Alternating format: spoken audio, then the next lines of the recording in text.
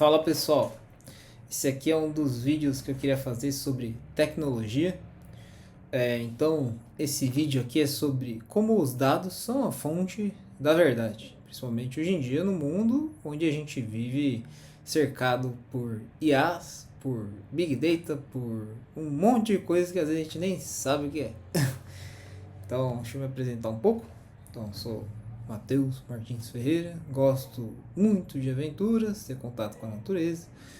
Eu acredito que entrei na área por conta dos videogames e nunca fui muito fã de estudar, mas comecei a gostar do mundo de TI e depois me interessei por dados. Já trabalho há 6 anos na área, já fui conselheiro de cultura, sou pós-graduado em Big Data e Inteligência Artificial, me formei em 2018 em Big Data e me formei em 2020 em Inteligência Artificial.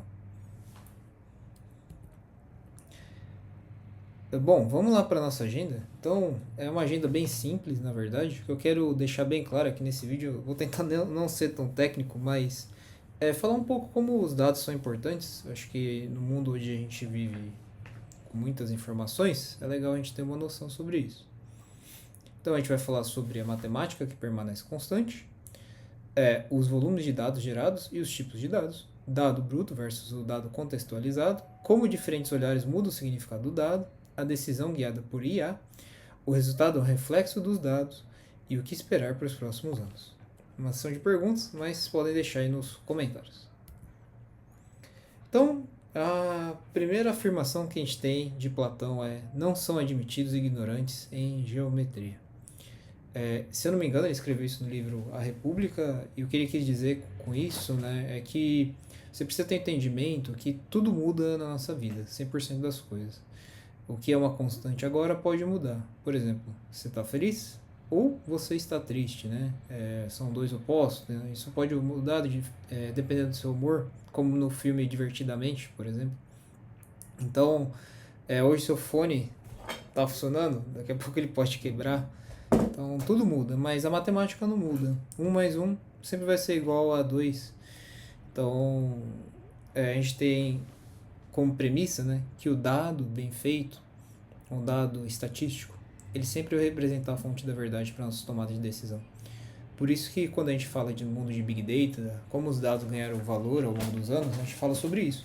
Sobre como os dados com qualidade e revisados, e quando a gente entrega eles com garantia na ponta final, eles têm um valor imenso para as tomadas de decisões das pessoas.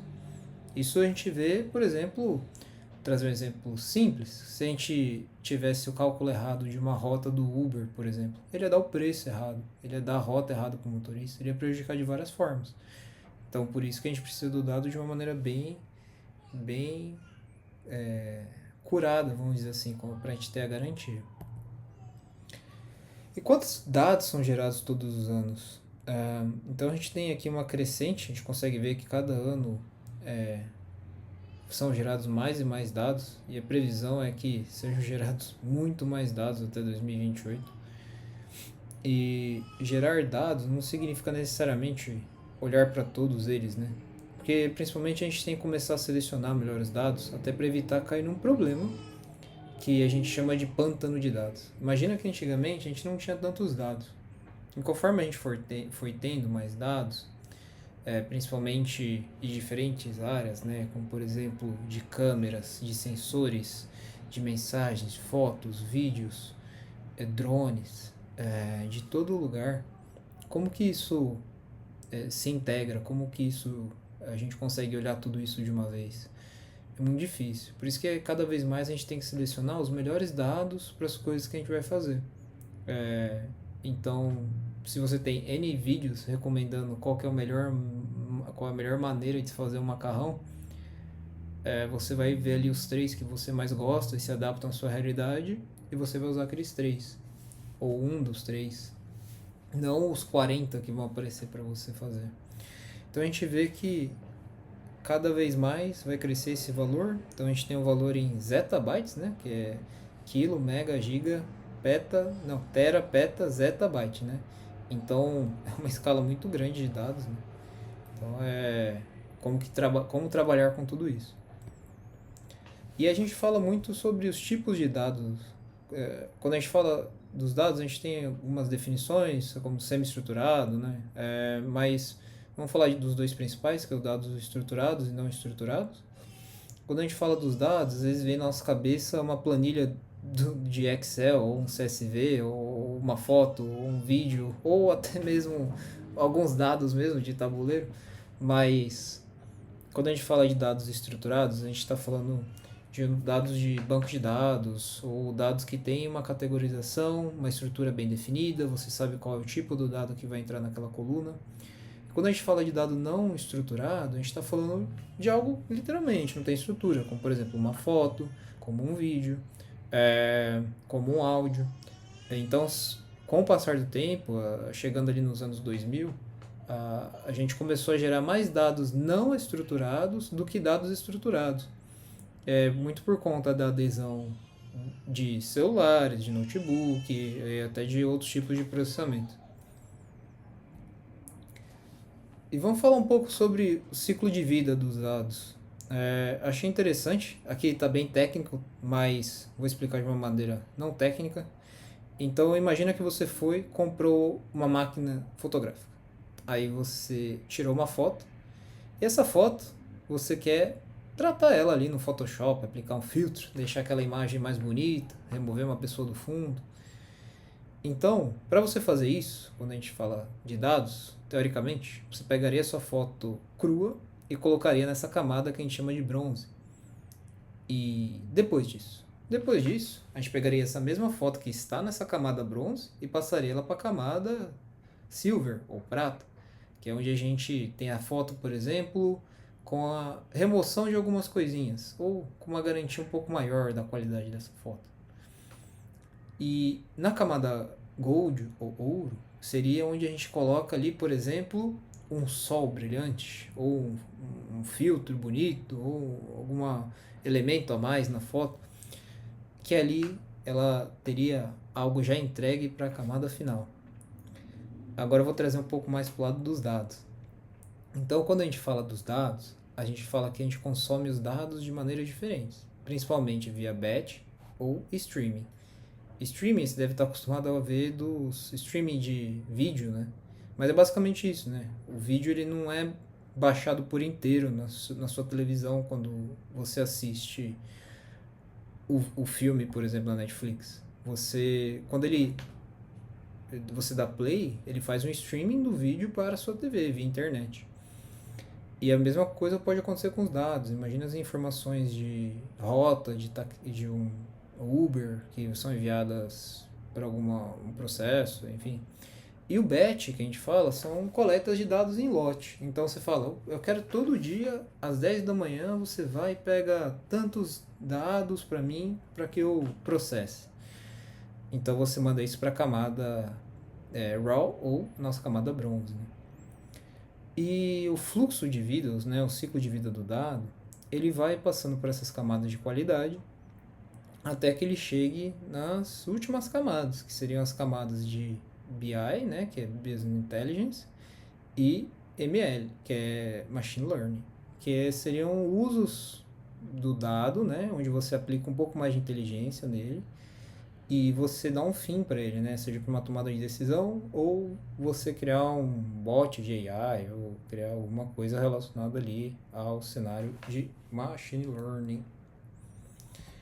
Agora vamos a uma pergunta.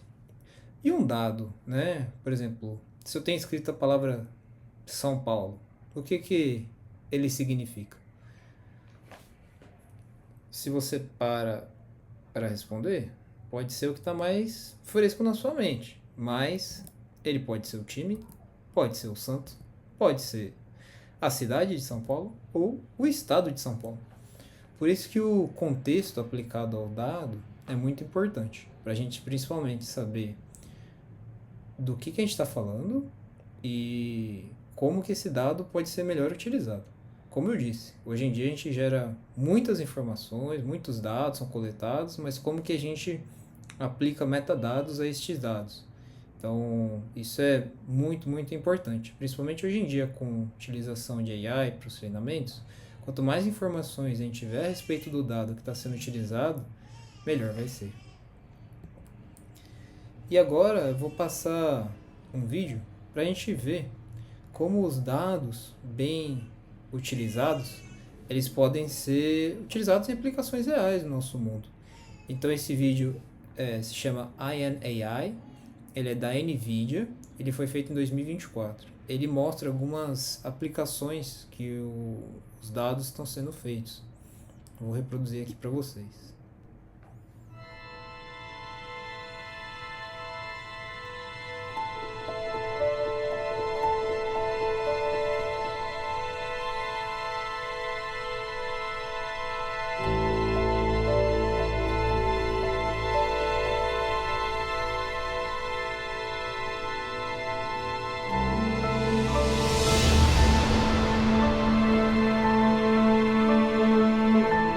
I am a visionary.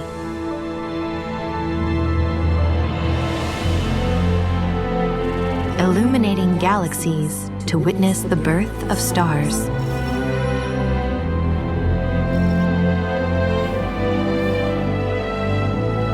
And sharpening our understanding of extreme weather events.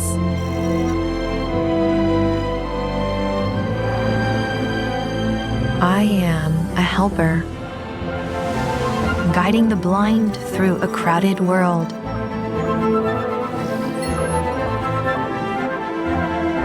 I was thinking about running to the store. And giving voice to those who cannot speak. Do not make me laugh. I am a transformer, harnessing gravity to store renewable power.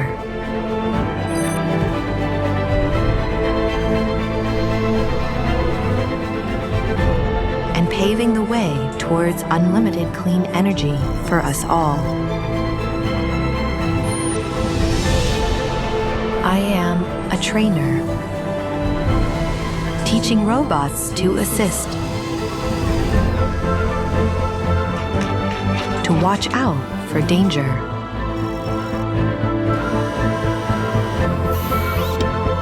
and help save lives. I am a healer, providing a new generation of cures and new levels of patient care. Doctor, that I am allergic to penicillin. Is it still okay to take the medications? Definitely. These antibiotics don't contain penicillin, so it's perfectly safe for you to take them. I am a navigator, generating virtual scenarios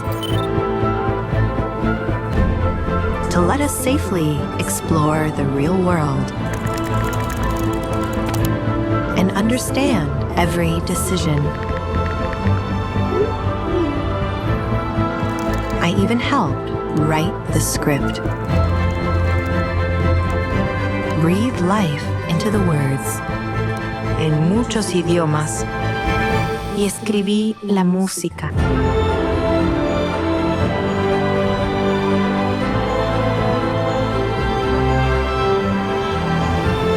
I am AI, brought to life by NVIDIA, deep learning, and brilliant minds everywhere.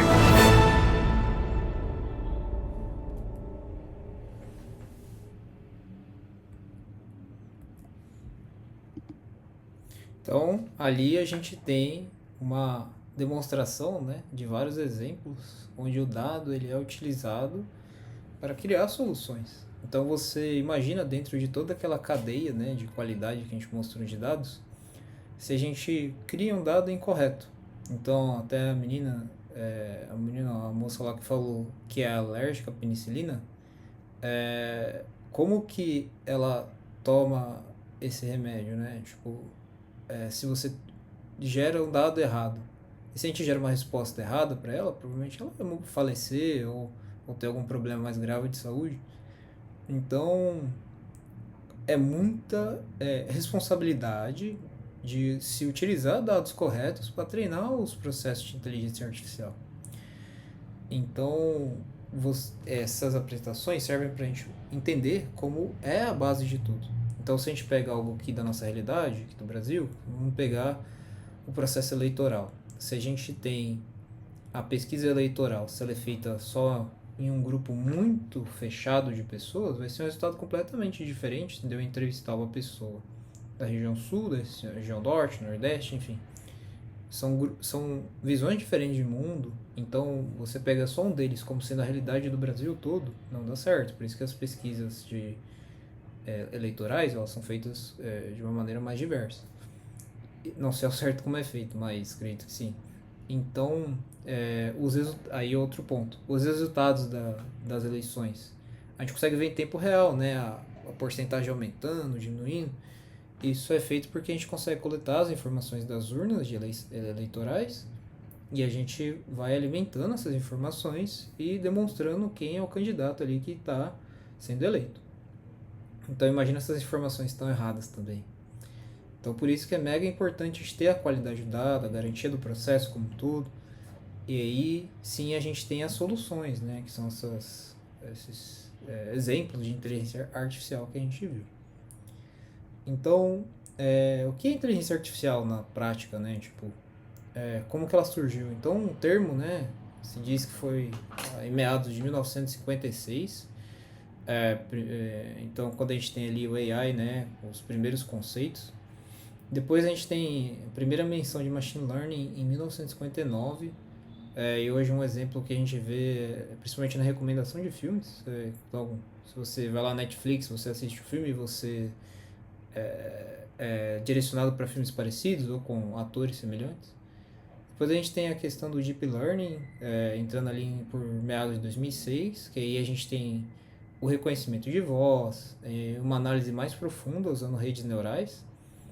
E em 2014 nós temos a primeira menção ali do Generative AI. E hoje em dia o mais famoso que a gente tem são as IAs generativas, né? De que a gente tem ChatGPT, Gemini, enfim, várias e várias outras hoje em dia.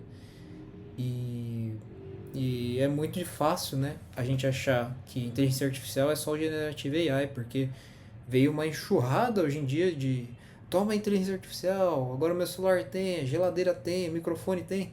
Então, parece que tudo é isso, né? Mas não. Quando a gente fala de inteligência artificial, a gente está falando de um escopo muito amplo, que vai desde o mais simples até o mais complexo, como a gente tem em Generative AI. E é muito legal ter isso em mente, principalmente para a gente não confundir um pouco os conceitos. E o principal, que é o tema dessa apresentação, que é os dados são a base para todos esses processos. E esse slide representa exatamente isso, né? Que é como que a gente treina os modelos. Como que a gente fala que um gato é um gato, ou que um peru é um peru. Então, nessas imagens de reCAPTCHA, nada mais que a gente está fazendo é ajudando o Google a treinar as imagens. E falar assim, esta imagem é isso aqui, esse gato é isso aqui.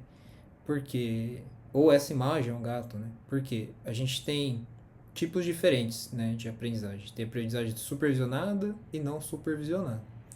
A supervisionada é quando a gente já sabe que um dado significa o que o dado significa. Por exemplo, essa imagem do gato é só uma imagem.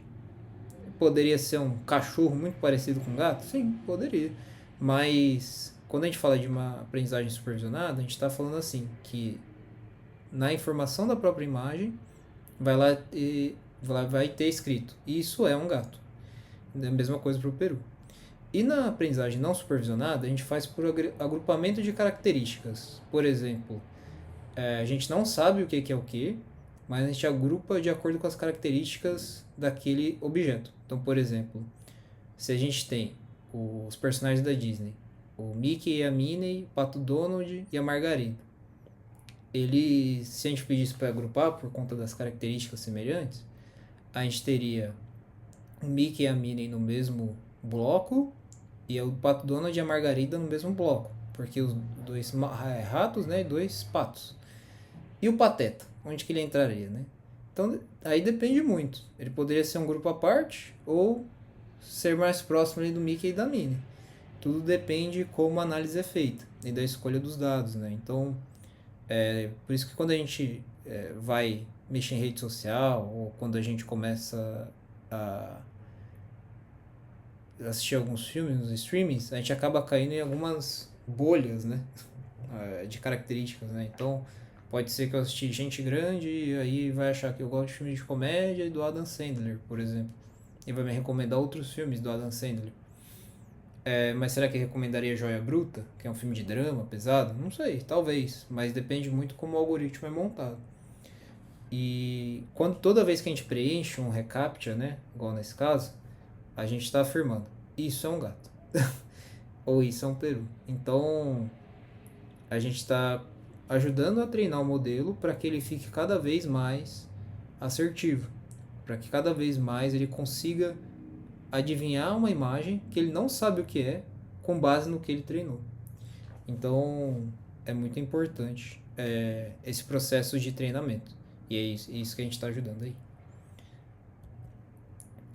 E quais são os próximos passos, né? Quais são as tecnologias que a gente vai ouvir falar bastante nos próximos anos? A gente está gravando em 2025, não sei como vai evoluir isso, né? Mas a gente fala muito de computação quântica.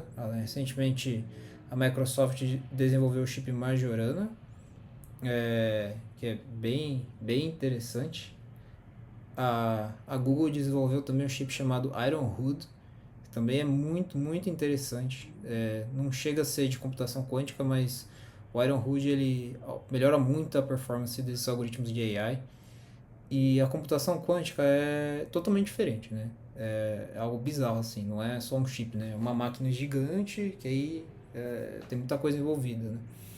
Vale a pena dar uma estudada para entender um pouco melhor, bem legal. A gente está falando de fusão nuclear para geração de energia limpa, principalmente, que é importante, bem importante, na verdade. E a gente tem a questão dos agentes autônomos, que seriam a gente ter agentes que fazem coisas por si só, né? Então a gente teria vários agentes de AI integrados, ou um agente de AI ali que faz várias coisas, né? Ou uma cadeia de processo por inteira. Então tem várias ferramentas que já estão começando a pensar nisso, né? E aí a gente tem nesse gráfico a curva de hype da Gartner. Então aqui a gente tem vários processos que estão passando por várias fases dessa curva. Então vamos explicar. A gente tem o Innovation Trigger, que basicamente é o gatilho de inovação, que são tecnologias, né, que a gente começa a falar e fala, nossa, isso aí vai ser muito louco, isso vai ser legal. Então é um gargalo de inovação, assim, né? Então ele vai ganhando fama, né? Então ele vai ganhando uma expectativa em cima dessa fama, dessa inovação, que ele chega nesse pico da expectativa inflada, né? Assim, que é, nossa, a gente espera muito disso, será que vai dar certo? Aí depois tem a queda da desilusão, que é basicamente quando essas tecnologias são postas à prova, e depois a gente tem uma subida, né, para um platô, que aí a gente vai indo em direção a entrar num processo fabril quase, né, vamos dizer assim, que é quando a tecnologia já é bem testada, já passa por várias provas, já passa por vários erros, e ela segue em frente. Então, o carro autônomo mesmo tentou fazer essa curva várias vezes, voltou, tentou, voltou, por quê? O carro autônomo deu errado várias vezes, né? E conforme os algoritmos foram melhorando, hoje em dia ainda tem algumas coisas para melhorar, mas ele demorou bastante para chegar onde está, né? Então várias dessas tecnologias vão passar pela mesma coisa. Eu não sei explicar todas, para ser bem sincero, algumas eu nem ouvi falar, mas cada vez mais a gente vai ter Generative AI, Prompt Engineering, a gente vai falar de AR Supercomputing, 6G também, por exemplo, a questão de cibersegurança, que não é novidade, né, mas ela está em evolução por conta da AI, né, tem que evoluir nesse sentido. E tem vários casos, né, tipo, até já vi da Google evitando ataques hackers, né, usando AI, bem legal. Então, se você for procurar, procura a curva de hype da Gartner, e vai ter vários temas diferentes da curva de hype. Esse aqui é de inteligência artificial. Então é isso. Se você ficou com alguma dúvida, pode deixar sua pergunta aí no comentário. Se eu falei alguma besteira, me perdoe. Eu Às vezes eu esqueço de alguma coisa, eu acabei me confundindo aqui na hora de apresentar. E tá tudo bem. Acho que agora é o momento da gente fica com muita coisa, né, de dados assim e tal. Às vezes gera uma infoasfixiação que a gente fala, né, que é tipo, vem tanta informação de rede social, do vizinho que tá passando mal, de problemas na escola, ou às vezes tem que entregar um trabalho, ou às vezes problema no próprio trabalho. E junta tudo isso, mais tudo que tá ali na nossa frente de computador, de ter que baixar uma ferramenta, configurar, programar, testar, validar. Você começa a falar tanta coisa, mas quando a gente para e faz o descansa e fala assim, calma. Então essa apresentação é legal para isso, né? Para mostrar que hoje em dia a gente é cercado de dados, né? De N lugares diferentes. Então, às vezes a gente limitar nosso escopo para a gente olhar o que a gente acha mais importante é muito, muito bom. Então, é isso. Muito obrigado. Valeu!